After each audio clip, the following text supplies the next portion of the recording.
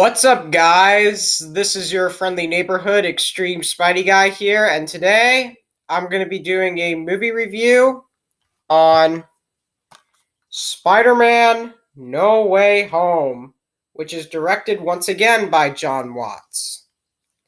So, how is this movie made? Well, a third MCU Spider Man film was planned during the production of Homecoming in 2017.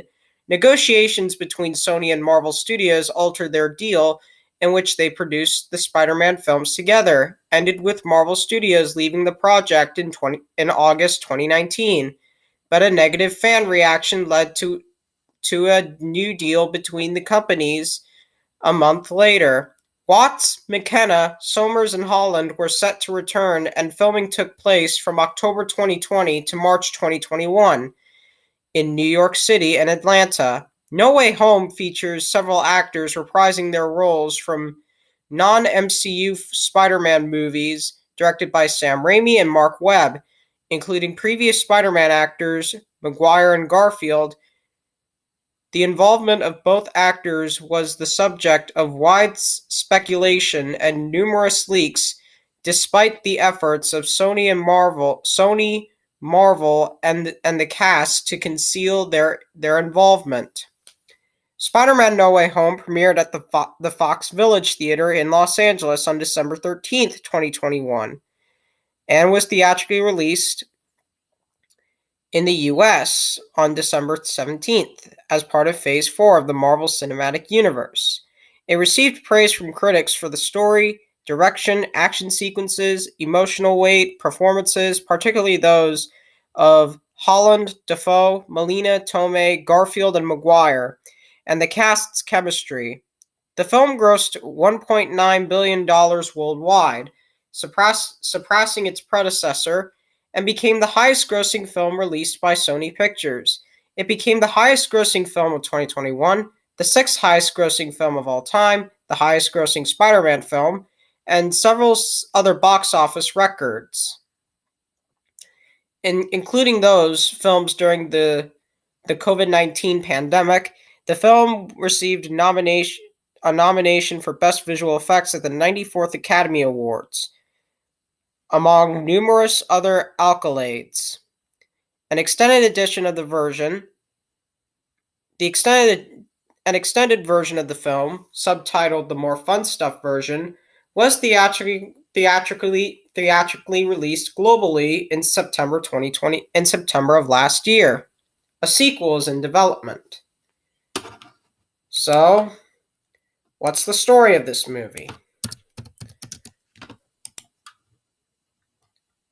Well, with Spider-Man's identity now revealed, our friendly neighborhood web-slinger is unmasked and no longer able to separate his normal life as Peter Parker from the high stakes of being a superhero. When Peter Parker asks for help from Doctor Strange, the stakes become even more dangerous, forcing him to discover what it truly means to be Spider-Man. So, what do I think of this movie? This movie is the best live-action Spider-Man film ever.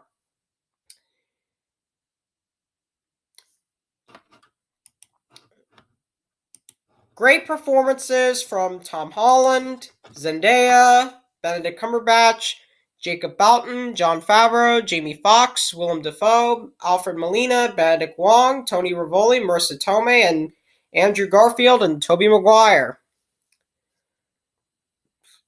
Excuse me.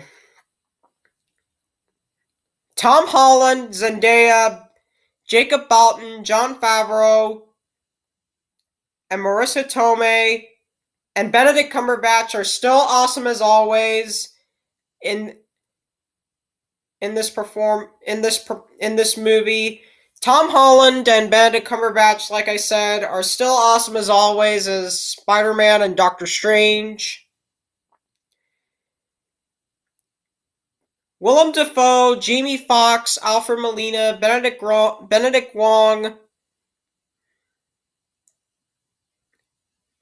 Willem Dafoe, Jamie Foxx, Alfred Molina, Rhys Ifans, Thomas Hayden Church, and Andrew Garfield and Tobey Maguire do awesome jobs reprising their roles in their films. And Sandman even explains like how the Green Goblin and Dr. Octopus died fighting Spider-Man. Because the Green Goblin was impaled by the glider and Dr. Octopus drowned. The battles are definitely awesome as well. The action sequences are great. Maguire, Garfield, and Holland definitely have great chemistry with each other. Excuse me. And the final battle is definitely awesome as well in this film. Excuse me. And J. Jonah Jameson does an awesome job as is still awesome as always and J.K. Simmons is still awesome as always as J. Jonah Jameson. And I did like his post-credits scene in like Spider-Man Far From Home as well, which was going to set up this movie though. The final battle is definitely awesome as well, and the ending is definitely awesome as well. When it has like Spider-Man's original suit from like the comics, red and blue. And I know in like one post-credit scene, it has like Venom. I did like Eddie Brock's post-credit scene cameo. It was good. And the second post-credit scene shows like in the theatrical version, it shows like the Multiverse of Madness trailer. And then the second post-credit scene, it shows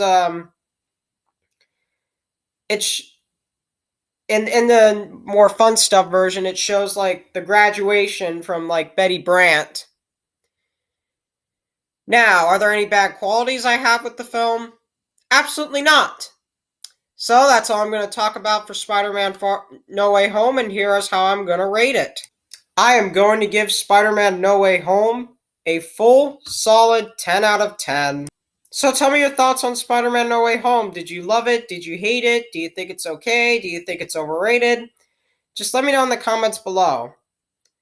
And when I see Across the Spider-Verse in theaters, I am going to be doing a ranking video of all the Spider-Man films from best to worst. So stay tuned for that video coming soon, and I'll see you all later.